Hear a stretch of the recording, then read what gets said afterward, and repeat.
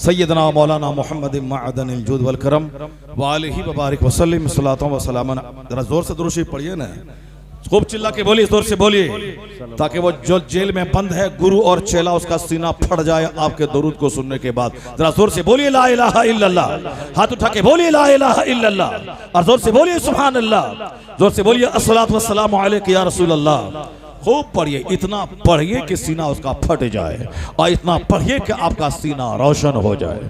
खूब जिक्र और दरूद से अपने सीने को रोशन कीजिए। माइक वाले को बोले कि आवाज़ थोड़ी सी वो तेज़ कर दे। मैं तेज़ होता हूँ तो वो आवाज़ घटा देता है। ये नहीं जानता है कि रोज़ाना बोलना है और तुम आवाज़ घटाएगा तो फिर क्या हो। कल मौलाना साहब के मदरसे में खिताब करना है और आज जो बातें यहाँ रह जाएंगी कल इंशाअल्लाह करीम कल वहाँ बातें पूरी हो जाएंगी हजरत के मदरसे में इंशाअल्लाह। आज मैं कोशिश करूँगा कि 4-5 आयतें कुरान की पढ़ूं और कल इंशाअल्लाह 4-5 बातें रसूल पाक की मैं पढ़ूं। आज की तकरीर पूरी कुरान की आयतों के दरमियान गर्दिश करेगी और कल इंशाअल्लाह करीम सरकार दो जहां की अहादीस करीमा के इर्द गिर्द मेरी गुफ्तगू गर्दिश करेगी। गौर से सुनिए, आज कुरान सुनना है, कल हदीस सुनना है। आज क्या सुनना है? आज कुरान सुनना है और कल हदीस सुननी इंशाअल्लाह। कल मैं बताऊंगा हदीस में कि पटना का PMCH का एक MBBS डिग्री होल्डर डॉक्टर अभी 1 महीना पहले जो कुछ अखबार में बयान दिया है, मेडिकल की डिग्री हासिल करने के बाद बिहार की राजधानी पटना का सबसे बड़ा डॉक्टर जो अभी 1 महीना पहले जो कुछ कहा है, जहां नजर उस डॉक्टर की आज गई है वहां नजर कैसे मुस्तफा की 1400 साल पहले गई है। मैं बताऊंगा सरकार की हदीस के तनाजुर में कि सलीक़े हयात, आर्ट ऑफ लिविंग, जीने की कला जिस पर आज दुनिया के दानिश्वर जोर दे रहे हैं और वो जीने की कला पैगंबर आजम ने किस कदर 1400 साल पहले हमको अता किया था। हमने उसे छोड़ा, फिल्म एक्टर को हमने देखना शुरू किया, नतीजे में सेहत भी गई, चेहरे का नूर भी गया, घर की रौनक भी गई, समाज की मोहब्बत भी गई। सब चीज सिर्फ हम खोखला पड़े हुए हैं। मेरे पास कुछ नहीं है, सिर्फ घमंड है, सिर्फ गुस्सा है, सिर्फ गुरूर है, सिर्फ सूखापन है, बदअखलाकी है। ये सारी चीजें जो काफिरों के पास थी वो मेरे पास आ गई हैं। जो डिसिप्लिन है, जो मोरालिटी है, जो ह्यूमैनिटी है, जो अखलाक की बुलंदी है, जो सीरियसनेस, संजीदगी है, जो सिंपलिसिटी, सादगी है, वो काफिरों ने ले लिया। हमने उसकी पेचीदगी को ले लिया, अपनी जिंदगी को मुश्किल बना दिया। आज जरूरत है कि वापस सरकार दो जहां की जिंदगी से नूर हासिल किया जाए इंशाअल्लाह करीम। कल मैं बताऊंगा कि उस डॉक्टर ने क्या कहा, हुजूर ने क्या कहा।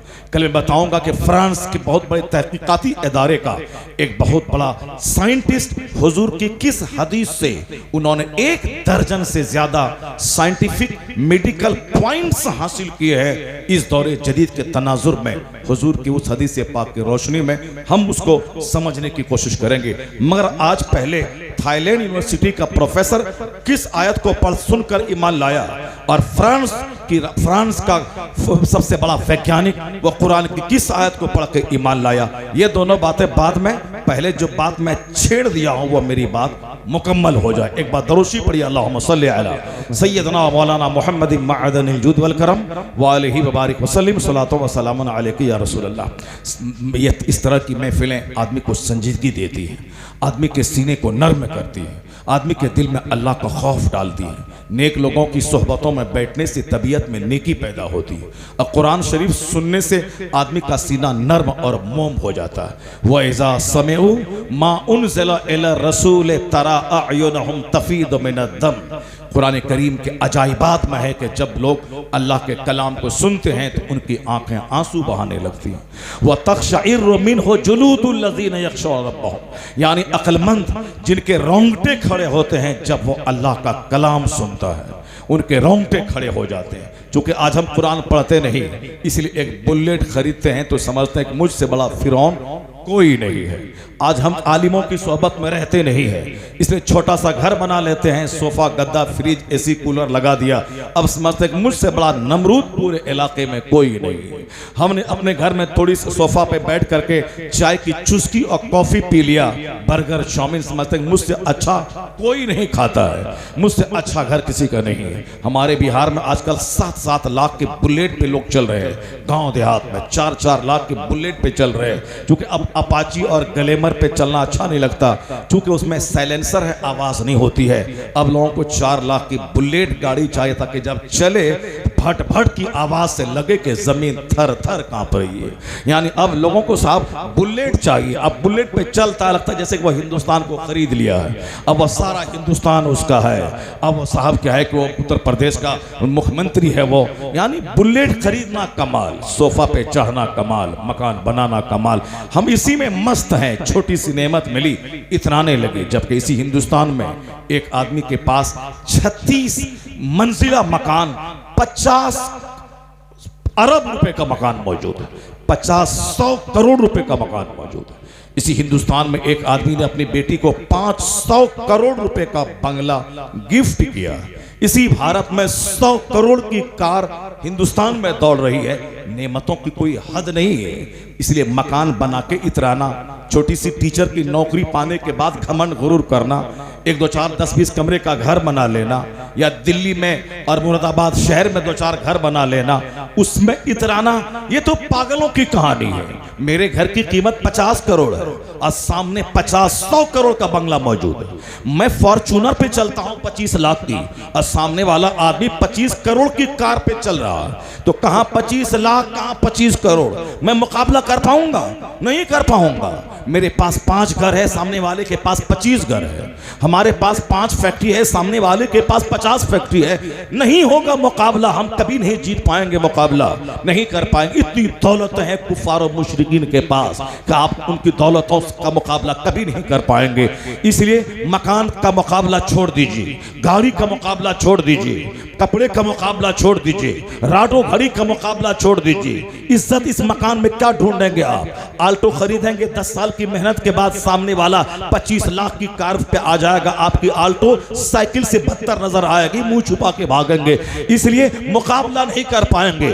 हमारी इज्जतों का राज 1400 साल के अंदर कि मेरी धमक से ईरान हिला था, मेरी धमक से रोम हिला था, मेरी धमक से हिंदुस्तान हिला था। मोहम्मद इब्ने कासिम ने हिंदुस्तान हिलाया, खालिद इब्ने वलीद ने मैदान जंग को हिलाया, हमारे तारिक बिन जियाद ने रोम को हिलाया, कुस्तुनतुनिया हमारे फातेह ने अपने ज़ेरे कदम किया। यूरोप में इस्लाम का झंडा गाड़ा, चाइना जापान में इस्लाम का झंडा गाड़ा, हिंदुस्तान के बुतखाने में इस्लाम का झंडा गाड़ा। दौलत की वजह से नहीं, मकान की वजह से नहीं, वो तो फकीर था, अपने कांधे पे घर लिया था, खाना बदोश यानी खाना को दोष कांधे पे लिया था। जहां रास्ते में रात हुई, खंबा गाड़ा, तंबू बिछाया, घर बनाया, आराम किया, सुबह हुई, खूंटा उखाड़ा, तंबू कांधे पे लिया, आगे चलता रहा। ना घर बनाया, ना बहुत सारा साजो सामान लेके आया, लेकिन कौन सी ताकत थी उनके पास? वो रूहानी ताकत थी, सजदे की ताकत थी, इबादत की ताकत थी, अल्लाह के दिन को फैलाने की ताकत थी, मुस्तफा के मजहब को आम करने की ताकत थी। उनके पास सोफा गद्दा नहीं था, अल्लाह की मदद उनके साथ थी, खुदा की नुसरत उनके साथ थी, मुस्तफा की रूहानियत उनके साथ थी। फिर क्या हुआ? ईरान पे गया, उसे इस्लामी सल्तनत में तब्दील कर दिया, हिंदुस्तान में आया, 1000 साल के लिए यहाँ की जमीन उनके कब्जे में चली गई। रूम में कदम रखा, 1000 साल सल्तनत की ताकपील डाल दी। यानी जहां गया फकीर बन के गया, उस सरजमीन का मालिक को मुख्तार अल्लाह ने बना दिया। सुभान अल्लाह, सुभान अल्लाह। नारे तकबीर, नारे रिसालत, उलमाए अहले सुन्नत, फैज़ाने आला हजरत, जश्न दस्तार बंदी, नारे तकबीर, नारे। हमारी ताकतों का सारा राज सादगी में पिन्हा है। मेरी ताकत का सारा राज स्पिरिचुअलिज्म, रूहानियत में पिन्हा है। मेरी ताकत का सारा राज सरकार दो जहां की सुन्नतों पे अमल में पिन्हा है। जितना ज्यादा अल्लाह की मोहब्बत दिल में शदीद होती जाएगी, उतनी ही ज्यादा अंदर से रूहानी ताकत समझ में आएगी। जितना ज्यादा मेरा रिश्ता मस्जिद से मजबूत होता जाएगा, उतना ही काफिरों के दिल में अल्लाह मेरी हैबत डाल देगा, रौब डाल देगा। और वो हैबत जहां उठा लिया तो फिर वह मुझको मिटाने का सपना देखने लगेगा। आज जरूरत है कि वह रूहानियत दोबारा आ जाए, वह रूहानी ताकत दोबारा मेरे पास में आ जाए। मस्जिदें आबाद हो, जलसे आबाद हो, मदरसे आबाद हों, खानका आबाद हों, नेक सोहबतें आबाद हों, नेकों के पास बैठेंगे तो हमारे सीने का सारा जंग धुलेगा, जन्नत जाने का जुनून चढ़ जाएगा। जो मकसद हयात है उसकी तकमील के लिए मुझे तहरीक मिलेगी। डकैतों के पास बैठेंगे तो दिमाग में दुनिया आएगी, मालदारों के पास बैठेंगे तो दिमाग में दुनिया आएगी, मालदारों के पास बैठेंगे तो सीना सख्त होगा। इन फकीरों के साथ बैठा कीजिए, घमंड मिटेगा, आजिज़ी खाकसारी पैदा हो जाएगी। अल्लाह तबारक व तआला हम सबों के सीने को रोशनी अता फरमाए। बस अगर बात समझ में आ रही है, जो मेरे बोलने का स्टाइल है और जो मैं गुफ्तगू करने जा रहा हूं और जो सुन रहे हैं, अगर पसंद है तो आपकी तरफ से एक बार हाथ उठा के मुझको हरी झंडी दिखला दें कि गुफ्तगू तुम्हारी ठीक है और आगे जारी रखो। मैं आगे जारी रखूं गुफ्तगू को, और जारी रखूं मैं गुफ्तगू, और गुफ्तगू करूं? बोले हाँ इंशाअल्लाह अज़ीज़, आखिर तक मैं आपका साथ दूंगा। अब गुफ्तगू आप जारी रखें। बस 3 घंटे के लिए आज आपकी छुट्टी हो गई, बिल्कुल बैठना है। अभी 1 घंटा नहीं हुआ है। तमहीद 1 घंटे की, तकरीर 1 घंटे की, और फिर आखिर में नतीजा 1 घंटे का। 3 घंटे बैठना है। आज 3 घंटे और कल 3 घंटे इंशाअल्लाह करीब। अगर आपने 6 घंटे बैठकर फ़कीर की गुफ्तगू सुन ली, अल्हम्दुलिल्लाह 6 साल तक इस गुफ्तगू का असर आपके सीने में महसूस किया जाएगा। जरा जोर से बोल दे सुभान अल्लाह। कोई आदमी महफिल से उठ के ना जाएंगे, देखिए वो बंदा जा रहा है, भाई साहब भाई साहब भाई साहब बैठो बैठो बैठो बैठ जाओ मत, बैठ कर रहो, कोई उठो मत। उठेगा तो फिर मैं अपनी गुफ्तगू समेट लूंगा, नहीं बोलूंगा मैं 3 घंटा।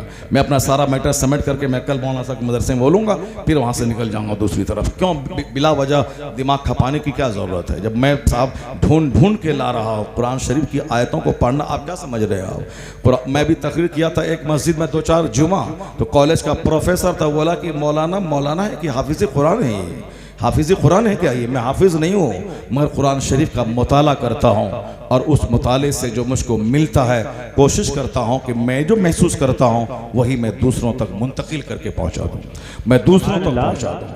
आज नौजवान नस्ल बड़ी तेज़ी से दीन सीखना चाह रही है। आज के जलसे में 10% ज़ईफ़ हमारे हैं और 90% नौजवान बच्चे बैठे हुए हैं अल्हम्दुलिल्लाह। आप 10 लोगों को आप गिन सकते हैं कौन कौन बूढ़े हैं, मगर अक्सर बेशतर नौजवान मेरे सामने बैठे। नौजवान मेरी गुफ्तगू को गौर से सुनते हैं और फ़ोन करते हैं कि हज़रत मैं ट्रक का ड्राइवर हूँ, मगर अल्हम्दुलिल्लाह जब से मैंने आपकी तकरीर सुनी, दाढ़ी भी रख रहा हूँ और गाड़ी रोक के नमाज भी पढ़ता हूँ। सुभान अल्लाह। नेपाल का एक इंजीनियरिंग करने वाला लड़का तकरीर सुन करके इंजीनियरिंग कॉलेज में पढ़ना छोड़ दिया। कहा कि नहीं मेरा भाई तो सऊदी अरब में रह के पैसा कमाता ही है, मगर मैंने उसका कोई रिजल्ट नहीं देखा, अब मुझको आलिम बनना है। वो वहाँ से चल के मेरे मदरसे में 5 महीने से पढ़ के वो आलिम का कोर्स कर रहा है। सुभान अल्लाह। यानी कोशिश मैं करता हूँ कि सिंपल ढंग से आपके सीने में इस्लामी तालीमात को मैं पहुँचा दूँ, जो मैं महसूस करता हूँ उसको आप भी महसूस कर लें। बस मेरी तमहीद थोड़ी मुकम्मल हो जाए, फिर मैं थाईलैंड पहुँचता हूँ। वह तमहीद मेरी मुकम्मल हो जाए, फिर उसके बाद मैं फ्रांस पहुँचता हूँ और इन दोनों ममालिक के वैज्ञानिकों की सोच मैं आप तक रखता हूँ। पहले मेरी तमहीद मुकम्मल हो जाए। मेरा काम अल्लाह की इबादत करना है, मेरा काम अपनी आखिरत पे सोचना है, मेरा काम अपने अमाल का मुहासबा करना है, मेरा काम अपने किरदार का एनालिसिस करना है, मेरा काम अपने कैरेक्टर का जायज़ा लेना है, मेरा काम अपने डीड्स अपने एक्शन पे नजरसानी करना है। मैं क्या हूँ, मुझको क्या करना है। मैं सारी दुनिया को बदल नहीं सकता, अलबत्ता मैं अपने आप को तो बदल सकता हूँ। मैं सारा गाँव नहीं बदल सकता, मैं अपनी बीवी को तो बदल सकता हूँ। मैं सारा गाँव नहीं बदल सकता, जो 4 बच्चे जिसको मैं कमा के खिलाता हूँ उन 4 बच्चों को तो बदल सकता हूँ। मैं सारा संसार नहीं बदल सकता, मगर मैं अपनी 4 बेटियां जिसकी शादी मैं करवाऊंगा उन 4 बेटियों को तो बदल सकता हूं। इसलिए दुनिया भर का गम सर पे मत समाइए, अपनी बीवी को सुधारने का गम लगा लीजिए, अपनी 4 बेटियों को नेक बनाने का गम अपने सीने में डाल लीजिए, अपने 4 बेटों को नेक बनाने की फिक्र दिमाग में चढ़ा लीजिए। जिस दिन हर कोई चाह लिया कि मेरी बीवी सुधर जाए, मेरी बेटी सुधर जाए, मेरा बेटा सुधर जाए, मैं सुधर जाऊं, हर आदमी यही सोच ले, तो मैं दावे के साथ कहता हूं कि सारी दुनिया सुधर जाएगी। सारी दुनिया जहां सुधरी, जंग खत्म होगी, अमन का माहौल पैदा हो जाएगा। सुभान मेरे बिगड़ने से जंग होती है, मेरे बिगड़ने से फसाद पैदा होता है। जहां मेरी जबान बिगड़ती है फितना पैदा होता है, मेरे अहवाल बिगड़ते हैं, मौसम का तेवर बदलता है, मेरा कैरेक्टर बदलता है। अल्लाह रब्बुल इज्जत की रहमतें नहीं, अल्लाह रब्बुल इज्जत का अज़ाब मेरा इस्तिक़बाल करता है। मुझे अपने आप को बदलने की ज़रूरत है, अपनी बीवी अपने बच्चे को बदलने की ज़रूरत है। मैंने कहा था आज से कई साल पहले सरकार ताजुल शरिया अलैहि रहमत व रिदवान भी उस कॉन्फ्रेंस में शरीक थे। मैंने कहा था कि हुजूर के एक हदीस में पढ़ता हूँ, इस हदीस में कितना दम है कि हजारों तकरीरें एक तरफ। आज कहते हैं हजरत नमाजी नहीं है हमारे यहाँ, खिताब कीजिए ताकि लोग नमाजी बन जाएं। मैंने कहा खिताब की कोई ज़रूरत नहीं है, तकरीर की कोई ज़रूरत नहीं, सिर्फ एक हदीस पर मुसलमान अमल कर ले। वो हदीस क्या है? हुजूर ने कहा था मुरू औलादकुम बिस्सलात वहुम अबनाओ सबे सनीन। जब तेरे बच्चे 7 साल के हो जाएं उसे नमाज का हुक्म दे। 7 साल में नमाज फर्ज होती नहीं है, नमाज कभी पढ़ेगा कभी छोड़ेगा।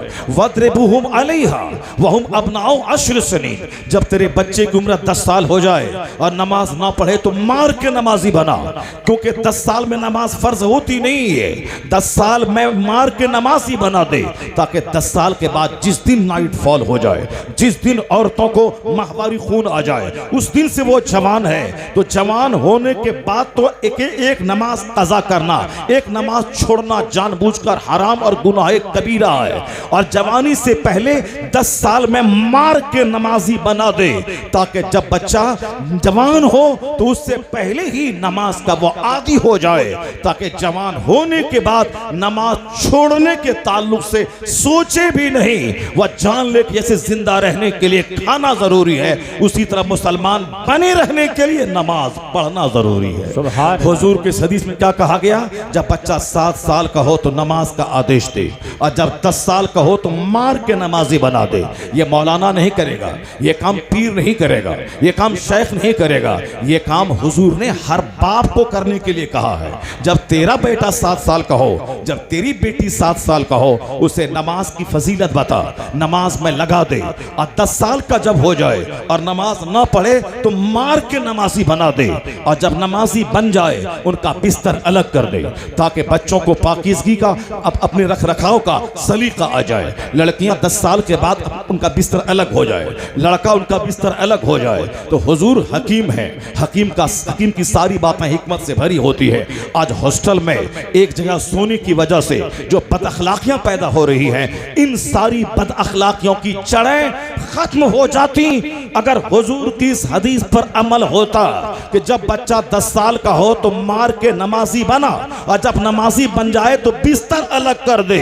अगर इस हदीस पर अमल हो तो दुनिया का कोई 11 साल का ना लड़का मिलेगा ना लड़की मिलेगी जो नमाज ना पढ़ता हो, ना नमाज ना पढ़ता। सुभान अल्लाह। एक हदीस पाक समाज को बदलने के लिए काफी है, घर का क्लाइमेट एनवायरनमेंट बदलने के लिए काफी है। जरा मैं उस पॉइंट पे दोबारा मैं गौर कर लेता हूँ। मैं पैदा हुआ हूँ इबादत के लिए, मेरा काम है इबादत करना, और दुनिया का संचालन करना किसका काम है?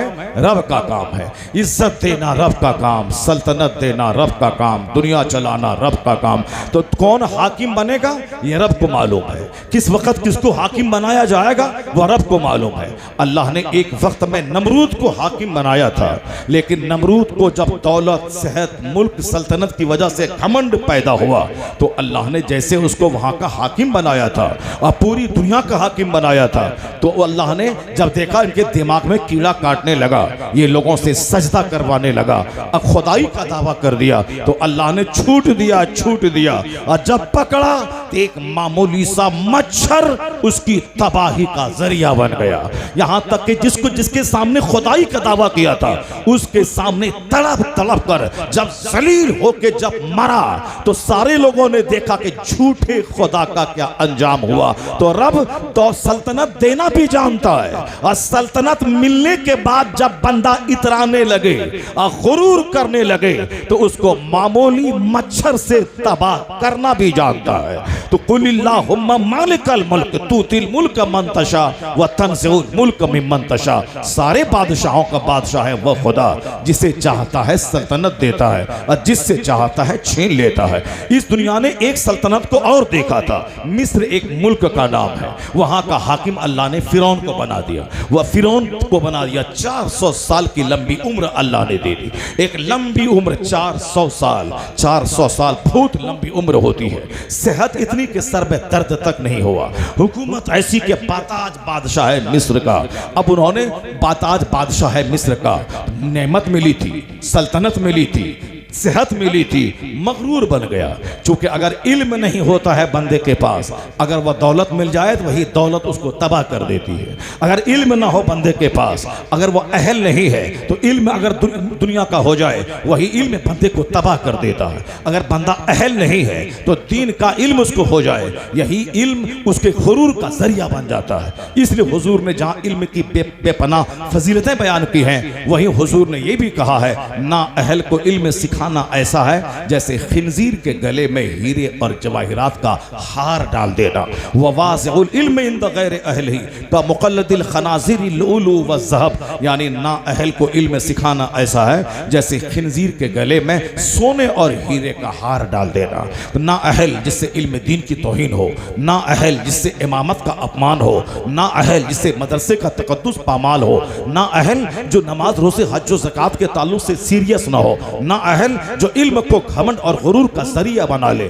इल्म बढ़ता जाता है तो तक़वा बढ़ना चाहिए, इल्म बढ़ता जाता है घमंड बढ़ता जाता है, वही इल्म उसको तबाह कर देगा। नहीं पढ़ता तो नॉर्मल रहता, पढ़ लिया तो अब वह मगरूर बन गया। ना अहल को दौलत मिल जाए तो दौलत तबाह कर देती है, हुकूमत मिल जाए हुकूमत उसको तबाह कर देती है। फिरौन ना अहल था, जब दौलत मिली खुदाई का दावा कर बैठा, मैं खुदा हूं। उन्होंने लड़कों को कत्ल करना शुरू किया, लड़कियों को जिंदा छोड़ दिया, क्योंकि लड़का जिंदा रहेगा तो मेरी सल्तनत को खतरा होगा। उसको उसके नजूमी ने कह दिया था, लड़कों को कत्ल करना शुरू किया। इतना बड़ा अत्याचार कि मर्दों को कत्ल करे, औरतों को जिंदा छोड़े, दूसरों से सजदा करवाए, 400 साल की लंबी उम्र पाए। जो उनको अल्लाह की बात समझाने के लिए आया उसी के कत्ल का प्लान बना लिया। जनाब मूसा अलैहिस्सलाम आए कि सल्तनत तेरे पास रहेगी, तू अल्लाह को एक मान ले, मुझको अल्लाह का पैगंबर मान ले। कहा कौन खुदा, कैसा खुदा, तू तो मेरे घर में पला था और अभी बोलता है मैं नबी बन के आ गया हूँ, नबी बन के आ गया हूँ। यानी उसको घमंड और गुरूर ने खा गया।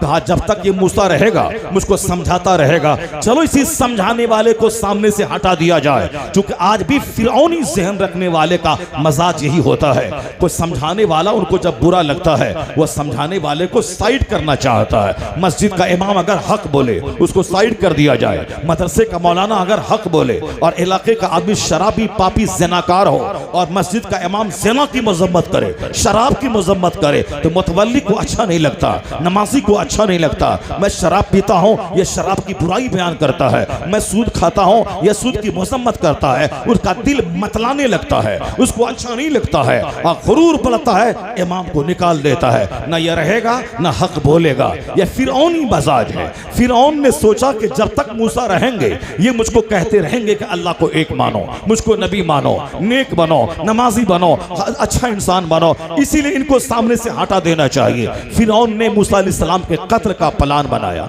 अल्लाह ने अपने कलीम से कहा कि शहर छोड़ के निकल जाओ। समंदर रास्ते में आया, मूसा कलीमुल्लाह ने लाठी मारी, रास्ते समंदर ने रास्ता दिया, समंदर पार कर गए। जब फिरौन पीछा करता हुआ आया, देखा रास्ता निकला हुआ है, बहुत खुश हो गया, उसी रास्ते में कदम रखा। जब बीच समंदर में पहुंचा, रब्बे करीम ने पानी से कहा कि आपस में मिल जाओ। जब पानी मिलना शुरू हुआ, फिरौन उसके मानने वाले जब डूबने लगे, यहां तक जब सांस आई डूबने लगा, तो कहा कि अब मैं ईमान लाता हूं, अब मैं ईमान लाता हूं, अब मैं ईमान लाता हूं, अब मैं मूसा अलैहिस्सलाम के रब पर ईमान लाता हूं। अल्लाह ने फरमाया अल आना वक़द असैत क़ब्ल व कुन्त मिनल मुफ़सिदीन, अभी तू ईमान लाता है, इससे पहले तू फसादी था।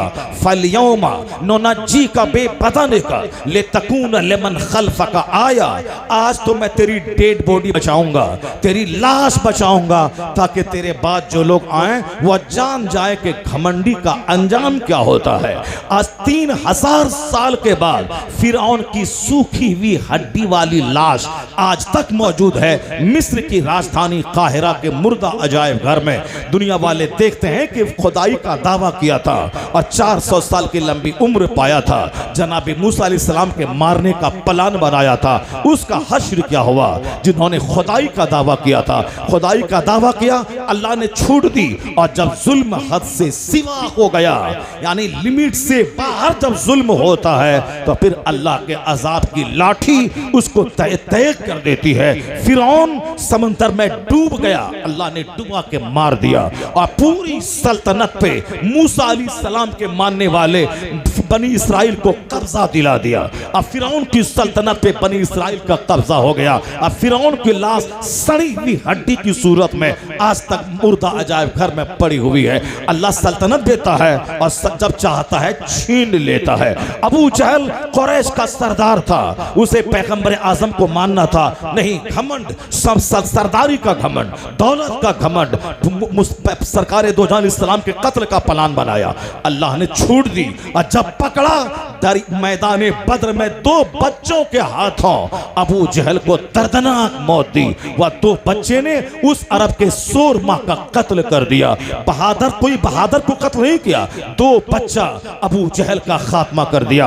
अल्लाह सल्तनत देना भी जानता है, सल्तनत छीनना भी जानता है। तो सल्तनत देना रब का काम, सल्तनत छीनना रब का काम, बादशाहत देना रब का काम, बादशाह छीनना रब का काम। तो क्यों तुम दिमाग जलाता है बैठकर कि ये आएगा कि वो आएगा, ये आएगा कि वो आएगा। 2024 में क्या होगा? कल तू मरेगा, अपनी फिक्र कर कि मेरा सजदा कैसा है, मेरी नमाज कैसी है, मेरा रोजा कैसा है, मेरी इबादत कैसी है, मेरी तिलावत कैसी है, मेरा अखलाक कैसा है, माँ बाप के साथ सलूक कैसा है, औलाद की तरबियत कैसी है, पड़ोसी से हुस्न सलूक कैसा है। अपने कैरेक्टर का जायजा ले, अपनी ड्यूटीज का जायजा ले, अपने अधिकार का जायजा ले, अपनी जिम्मेदारी का जायजा ले, अपनी रिस्पॉन्सिबिलिटी का जायजा ले। जिस काम के लिए तू पैदा हुआ है उस काम पे नजर रख। और दुनिया कैसे चलेगी वह रब का काम है, रब पे छोड़ दे। कौन हाकिम आएगा, किसकी हुकूमत जाएगी, ये रब का काम है, हमारा काम है मैं कैसे इबादत करूं, रब को राजी करूं। जिस दिन तुमने रब को राजी किया, रब तेरा खुश हुआ, सजदा बढ़ा, तिलावत बढ़ी, इबादत बढ़ी, गुनाह घटा, उस दिन दुआ करने की भी हाजत न होगी। इकबाल की ज़बान में खुदी को कर बुलंद इतना कि हर तकदीर से पहले खुदा बंदे से पूछे पता तेरी रज़ा क्या है। नारे तकबीर, नारे रिसालत, उलमाए अहले सुन्नत, फैज़ाने आला हजरत, जश्न दस्तार बंदी, आरिफी कॉन्फ्रेंस, नारे तकबीर, नारे रिसालत। अहवाल ख़राब हैं। वजीफ़ा बता रहा है मौली साहब कि 700 बार ये पढ़िए और 300 बार वो पढ़िए और उसके बाद साहब क्या है कि रिज़ल्ट निकलने वाला है, वो रिज़ल्ट अच्छा निकल जाएगा। 700 बार ये पढ़िए और 300 बार वो पढ़िए। 300 बार आम के पेड़ में तावीज़ लगा देने से इसमें लीची थोड़ी फल जाती है, इसमें इसमें इसमें साहब अखरोट थोड़ी निकल जाएगा। लगाया है मैंने गेहूं का पौधा और उसमें तावीज़ 1 करोड़ तावीज़ 1 करोड़ मौलाना से लिखवा के डाल दीजिए कि गेहूं के बदले धान निकल जाए। ऐसा थोड़ी होता है क्या कि धान के पेड़ में तावीज़ डालने से गेहूं निकल जाए और गेहूं के पेड़ में तावीज़ डालने से धान निकल जाए, आम के पेड़ में तावीज़ बांधने से अखरोट फल जाए और सेब के पेड़ में तावीज़ बांधने से लीची निकल जाए। ऐसा नहीं होता है, ये नेचुरल सिस्टम के खिलाफ है। तावीज़ का काम है, फ़ायदा है, फ़ायदा इतना ही है, आम का पेड़ है मगर दरख्त में फल कच्चा होकर ख़त्म हो जाता है, मीठा नहीं होता है। दरख्त में एक टहनी सूख रही है, नज़र लग गई है किसी की, तो अब आम ही फले मगर तावीज़ से जो थोड़ा उसका मज़ा कड़वा हो गया है वो मज़ा थोड़ा सा खत्म हो जाए। अब ये तावीज़ का जुज़वी फायदा हो जाएगा, लेकिन ये कि आम के बदले सेब निकल जाए, ऐसा नहीं होने वाला है, ऐसा नहीं होता। हम लोगों ने सिर्फ उल्टा पुल्टा सोचना शुरू कर दिया है, अपना सारा कैरेक्टर खराब है। आज सोचते हैं कि कल गिनती होने वाली है, आज 700 बार ये पढ़िए और 300 बार वो पढ़िए तो रिजल्ट हमारे फेवर में आ जाएगा। ऐसा कहीं होता है क्या? नहीं होगा। अल्लाह रब्बुल इज्जत का सारा काम हिकमत से भरा होता है। जब तक हमारे पास इल्म नहीं आएगा, जब तक मेरे पास तदब्बुर नहीं पैदा होगा, जब तक हम मुत्तहिद नहीं होंगे, जब तक हम आपस में एक यूनिटी, इस स्ट्रेंथ का मुजाहरा ना होगा, उस वक्त तक हमें सल्तनत नहीं मिल पाएगी।